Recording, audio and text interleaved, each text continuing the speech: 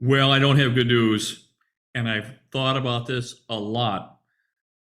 Done a lot of research. I've studied people who I really, really expect. I've talked to Dr. Nenner. Dr. Nenner, of course, thinks that we're going to have inflation for a very, very long time and really, really bad inflation. And I'm wondering to myself, how is this possible?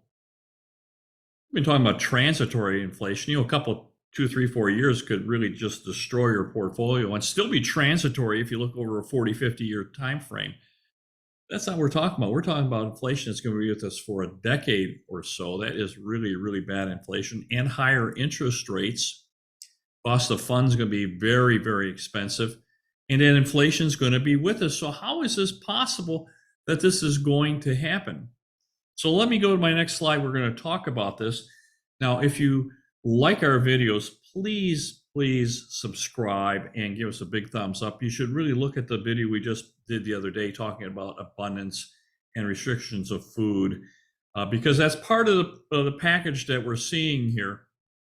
We need to, as people, need to learn to protect ourselves. Now, if inflation is coming, there's probably nothing we can do about it, but we can certainly prepare. Certainly structure our investments to the point where they take inflation into effect and try and protect ourselves, protect our purchasing power, and buy those things that are going to be very good for us. So let me go to my next slide. Let's just talk about it and see where we're at with this. So we've talked about the fact that we're having scarcer resources. Abundance is no longer a policy here.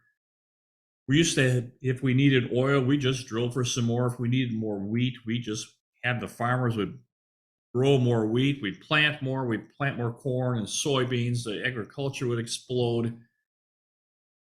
That's not the case. Now they're restricting that. We have policies that are saying that you shouldn't be planting as much. They're restricting even personal gardens. They're telling cattle producers and hog producers and chicken producers not to produce as much, to restrict their harvests. They're restricting diesel, which makes transportation, all these products, much more expensive, but it also makes it more difficult for the basics, like the farmer, to get into his field. And of course, we get petroleum products give us fertilizer. And now we're being told that fertilizer shouldn't be used and is being restricted.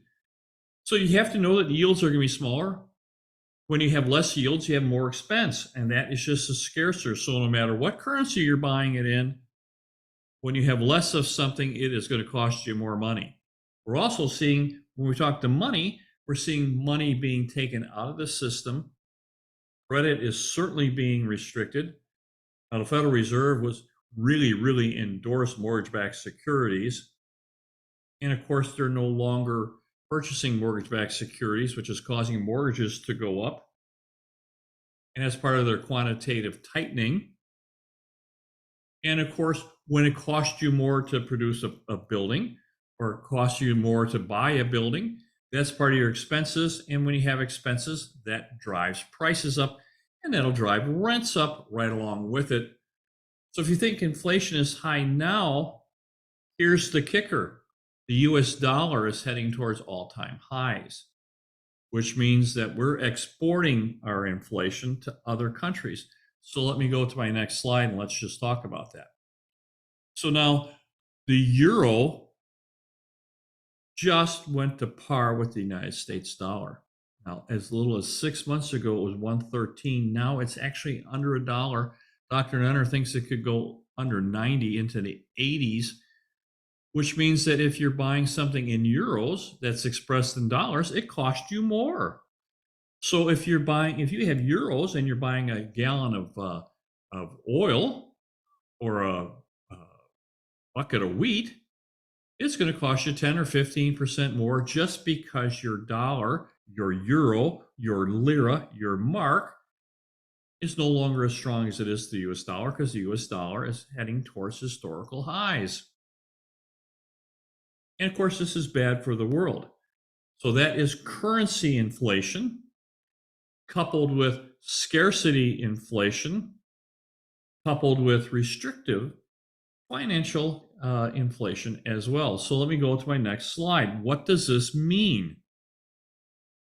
Well, it's pretty easy to see when as the US dollar gets strong, other currencies fall. And of course, it costs you more in your currency to buy things. Look at the mark. One of the strongest currencies in the world has lost like 20 or 30% in the last year. And it's caused inflation. Now, I'm going to tell you that the Germans cannot stand inflation. They were the poster child in the 30s, the Weimar Republic. You've all seen that, where a man is pushing a bushel basket, a bushel barrel full of Deutschmarks to go buy a loaf of bread because hyperinflation took off. Hyperinflation, where things just got beyond what the currency could afford. And Germany, which has been next to nothing for their inflation, is looking like it's going to go to 10% or more beyond. And this has caused all kinds of problems. Now, Europeans have caused their own problems when it comes to electricity, but it's just part and parcel to what's going on. So the Europeans have closed down their nuclear power plants. They've restricted the coal plants. They're having trouble with their hydroelectric plants because they have a drought. And they're punishing Russia by not accepting their diesel or their natural gas. And so their plants that use natural gas don't have natural gas to run generators, and the price of electricity has exploded. Exploded.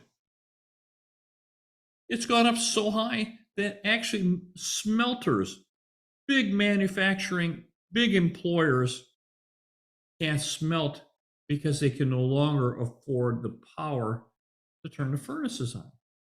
So those that are building, smelting uh, zinc, lead, and iron ore, they can no longer keep the plants going. It is cheaper to close them and fire all these people, lay them off, than it is to run the power, to run the manufacturing plant. So now you're putting people out of work because you can no longer afford to run the power. This is their own fault, of course, but it has ripple effects all through the economy, all through the population. People getting very good jobs, being laid off. Go to the next slide. Let's just talk about that. I think you're going to agree with me on a lot of this stuff. If you don't, you're certainly welcome to put it in the comments. Now, the United Kingdom is also setting records, but they're not records that anyone's going to be proud of because they now have the highest gasoline prices, the highest food prices, highest natural gas prices in the history of the United Kingdom, and they're having the highest electricity ever. And of course, when you restrict all this, that means you can't build. That goes right over to the highest concrete, the highest asphalt, the highest lumber prices, all the appliances and all the finished goods that go into housing. They're restricting housing and the highest rent they've ever had in the United Kingdom. They're setting records over there, and people do not like that at all. They're protesting because they can't keep the power on, and they're going to be going into winter, and they're all afraid they're going to freeze because it's going to cost so much money. They're talking that it's going to cost almost their entire paycheck just to pay the electric bill. Now, what can you do about that? What can you do about that? You start thinking about that, you can certainly get some insulation. We might have a year or 2 years before this starts happening, so you do have some time to protect yourself. You can start thinking to yourself, what kind of investments, where can I put my money that I can protect myself? So let me go to my next slide. Let's just talk about what is going to happen from here, because this could happen. I pick on Turkey. Turkey deserves a lot of it, but just in 2001, just 20 years ago, the lira and the US dollar were par. What you paid for something in the United States, you paid for the same price in Turkey. It was par. They were exchangeable. They were at the same value. Now, 21 years later to 2002, it now takes 18 times what you could buy just in 2001. So it costs 18 times more in Turkish lira than what it used to cost in US dollars. That means that if you think a gallon of gasoline is expensive in US dollars, it's 18 times more expensive in Turkish dollars. 18 times. So if you want to buy a steak at Costco you're in Turkey, it's going to cost you 18 times more to buy that same piece of beef that we get at Costco then they have to pay. And that goes to medicine, insulin, heart medications, anything that has to do with any manufacturer outside of Turkey is going to cost them 18 times more. So, like MRIs, any kind of medical equipment, computers, all this costs them 18 times more strictly because the cost of their currency has depreciated and deflated so terribly bad. And our US dollar is heading to a high. It's going to make it even worse for these guys. It's going to be their nightmare. Can you imagine paying 20 times more? You want a McDonald's that we pay, what, $3 for? Going to cost them $60? Would you pay $60 for a McDonald's hamburger? Well, you have no choice. That's just what it costs. And that's what they're heading to.